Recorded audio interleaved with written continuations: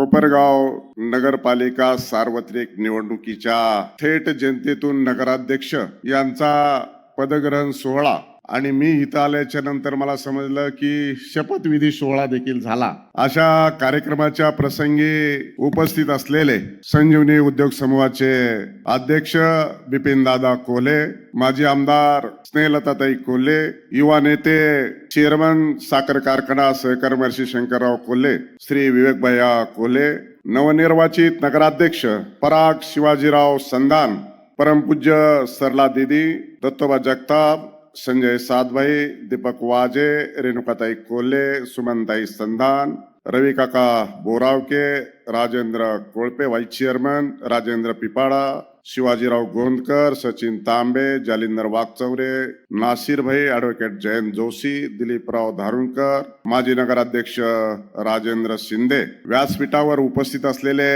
नवनिर्वाचित सर्व नगरसेवक, उपस्थित असलेले या कोपरगाव शहरातील सर्व नागरिक, मतदार, व्यासपीठावर असलेले सर्व सन्मान्य व्यक्ती, पत्रकार बंधू आणि भगिनींनो, खरं तर आजचा हा पदग्रहण समारंभाच्या प्रसंगी पराग संधान यांनी शपथ घेतली आणि शपथ घेत असताना त्यांच्या बरोबर नगरसेवक आणि नगरसेवकांबरोबर व्यासपीठावर असलेले सर्व त्यांना निवडून आणण्यासाठी ज्यांनी निवडणुकीमध्ये कष्ट घेतलं आणि याला सगळ्यांना प्रतिसाद देत या संपूर्ण कोपरगावच्या नागरिकांनी त्यांच्या हाती सत्ता दिली, अशा जनतेच्या समोर जनतेत जाऊन शपथ घेण्याचा कार्यक्रम जर महाराष्ट्रात कुठं झाला असेल तर तो फक्त कोपरगाव मध्ये झाला। कारण शेवटी निवडणुकीमध्ये आश्वासनांची खैरात होते, प्रति विरोधक एकमेकांच्या वरती आश्वासनाची खैरात देत एकमेकावरती कुरघोडी करत टीका टिप्पणी करत निवडणुकीला सामोरं जातात आणि निवडणूक झाल्याच्या नंतर सोयीस्कररित्या आपल्या आपल्या कार्यामध्ये मग्न होतात। पण मी पाहिलं विवेक भैयांनी म्हणले चित्रफीत लाव, मला वाटलं नेमकी कोणती चित्रफीत आहे, कारण अलीकडे चित्रफीत लावण्याचा बराच उपक्रम सुरू असतो। 21 तारखेला मतदान होऊन रिझल्ट लागला, 20 तारखेला मतदान झालं, 21 तारखेला रिझल्ट लागला, आज 5 तारीख आहे, 15 दिवस झाले, पण खऱ्या अर्थाने निवडून आलेला नगरसेवक कसा असावा हे 15 दिवसाच्या कालखंडामध्ये आपल्या जनतेला, नागरिकाला, मतदाराला दाखवण्याचं चित्रफीत होती।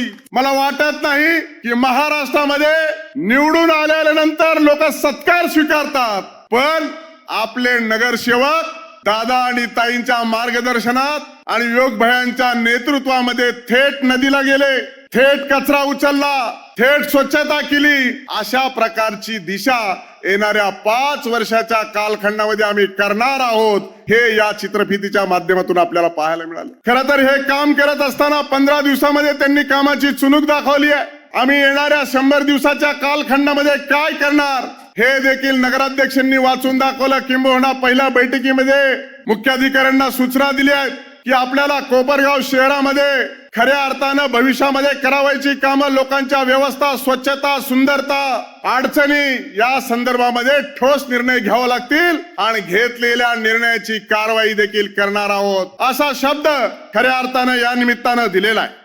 शपथविधी जनसेवेचा आहे, जनतेची सेवा करण्याचा आहे। या शपथ ग्रहणाच्या माध्यमातून खऱ्या अर्थानं आपल्याला पाहायला मिळतंय आता सगळं डिजिटल युग आहे, बसल्या जाग्यावर मोबाईलद्वारे काही मागवता येतं। आपल्या टीव्हीचा रिचार्ज जरी संपला असला तरी 1 मिनिटात टीव्ही सुरू होते आणि जे आवश्यक आहे ते मागवता येतं, पण नगरपालिकेला मोबाईलद्वारे काम सांगता येत नाही। ते देखील ऍप चालू करायचं काम विवेक भैयांनी केलं की आपल्या घरी बसून नगराध्यक्षाला सांगायचं की आमच्या वार्डामध्ये, प्रभागामध्ये पाणी आलं नाही, तिकडे बघा, सकाळी कचरा उचलला नाही, तिकडे बघा, हे देखील आपल्याला घरात बसून सांगता येईल। आणि म्हणून हे सांगण्याचं एवढंच काम आहे की ताईच्या आणि दादांच्या मार्गदर्शनाखाली अतिशय युवक नेता म्हणून त्याच्या नेतृत्वामध्ये ही नगरपालिका निवडून दिल्यानंतर दूरदृष्टिकोन असलेला हा युवक नेता खऱ्या अर्थानं त्याच्या कामाची चुणूक दाखवतोय। तुम्ही आता महापालिकेच्या निवडणुका बघितल्या आहेत, आता सुरू आहे, 15 तारखेला मतदान आहे। तिकीट नाही मिळाल्याच्या नंतर मला तिकीट का मिळालं नाही आणि मी कसा लायक आहे आणि मीच कसा निवडून येऊ शकतो आणि माझ्यावर कसा अन्याय झालाय हे सगळं आपण वेगवेगळ्या माध्यमांच्या द्वारे पाहतोय. पण 2024 ला एवढ्या कमी वयात असलेला विवेक भैया त्यांनी 2 पावलं मागे घेतली. कोणासाठी घेतली? पक्षासाठी, नेतृत्वासाठी, आपल्या मतदारसंघासाठी.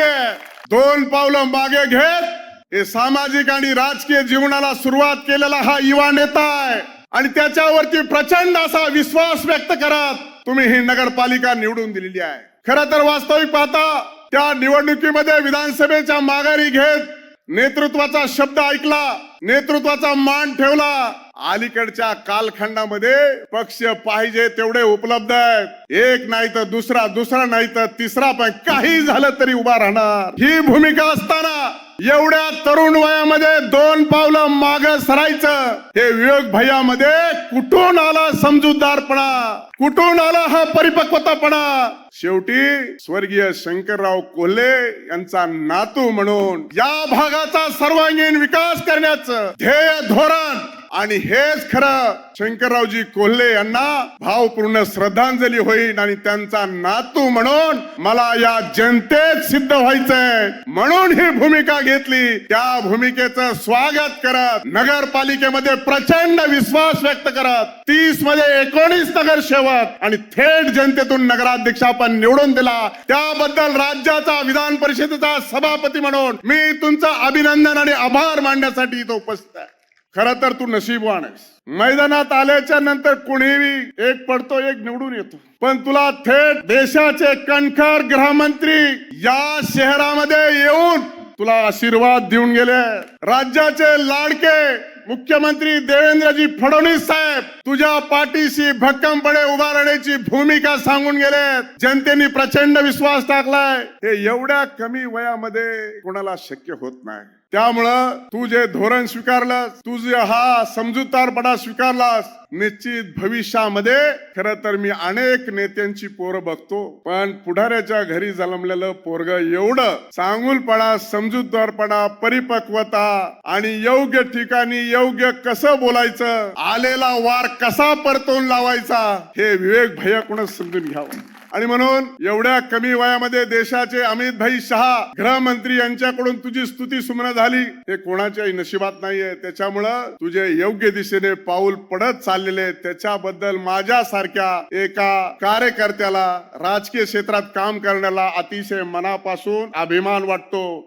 एक होत करू तरुण माझ्या स्वतःच्या कल्याणासाठी नव्हे तर जनतेच्या माझ्या कार्यकर्त्यासाठी मी कोणतीही तडजोड करेल. ही भूमिका घेऊन विवेक भैया आज पुढे जात असताना आपल्याला दिसतोय. खरं तर वास्तविक पाहता ही सगळी गोष्ट सांगत असताना कोपरगावच्या या नगरीमध्ये अनेक प्रश्न आहेत. हे प्रश्न सोडवण्याच्या दृष्टिकोनातून खऱ्या अर्थानं मला भैया सांगत होता की 6,000 घर आहेत की जे लोकांच्या नावावर नाही आहेत. महसूल मंत्र्यांनी इथं थेट येऊन सांगितलंय. मला वाटतं पदग्रहणाच्या कार्यक्रमामध्ये त्याचं स्वतःच उल्लेख करणं याचा अर्थ तुम्हाला दिलेला शब्द मी पाळणार आहे हे तुम्हाला त्यांनी सांगितलंय. आणि काही काळजी करू नका, अशा माणसाला तुम्ही बोलवलंय. मी आमदारांना शपथ देतो आणि तुमच्या त्या नगरसेवक आणि नगराध्यक्षाला शपथ दिली आहे. विरोधी पक्ष सुद्धा माझ्याकडेच मागणी करतो, आमचा हा प्रश्न सुटला पाहिजे. आणि सत्ताधारी पक्ष सुद्धा सांगतो की याचं उत्तर हे आहे. आणि दोघांचं जमलं नाही त्यावेळेस माझी ड्युटी चालू होती. त्याच्यामुळे आता तुम्हाला मुख्यमंत्र्यांनी शब्द दिलाय, नगर विकासाची काही अडचण नाही. आणि शेवटी दोन्हीकडे कुठंच जमलं नाही तर विवेक भैया तुझ्या पाठीशी राम शिंदे आहे. कारण तुम्हाला माहिती आहे महाराष्ट्रात कुठेच नाही असं एक जामखेडा उदाहरण झालं. नगराध्यक्ष साहेब जे नगरसेवक बी झाले आणि नगराध्यक्ष बी झाले, महाराष्ट्रात कुठेच झालं नाही.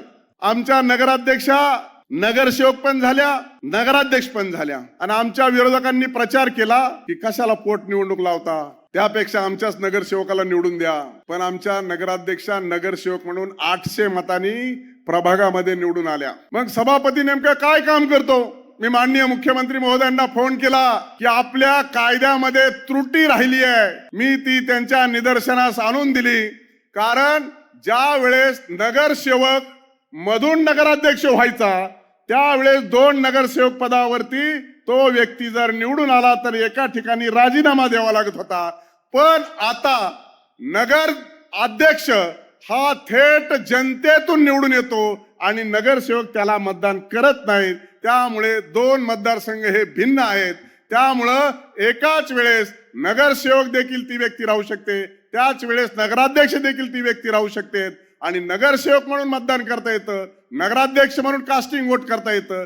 अशा प्रकारची कायद्यामध्ये दुरुस्ती आणणं गरजेचं आहे. नाहीतर आमच्या नगराध्यक्ष नगरसेवकांना एका ठिकाणी राजीनामा द्यावा लागेल आणि ही प्रक्रिया 7 दिवसात पार पाडणं आवश्यक होतं. नाहीतर एक पद गेलं असतं. मी माननीय मुख्यमंत्री महोदयांना ही बाब निदर्शनास आणून दिल्याच्या नंतर एका दिवसात महाराष्ट्राचे मुख्यमंत्री आदरणीय देवेंद्रजी फडणवीस यांनी कॅबिनेट पुढे प्रस्ताव आणला आणि अध्यादेश काढला की अशा पद्धतीचे दोन्ही पदावरती राहता येईल. त्याच्यामुळं तुला सहकार्य करण्या एवढं माझ्याकडे वजन आहे. हे कोपरगावच्या जनतेला यासाठी सांगितलं, कुणी बघितलंय नाही बघितलंय, पण माझीच मी स्तुती थोडी करून घेतली, कारण तुमचा विश्वास बसावा की कुणी आडवं तिडवं आलं तरी मी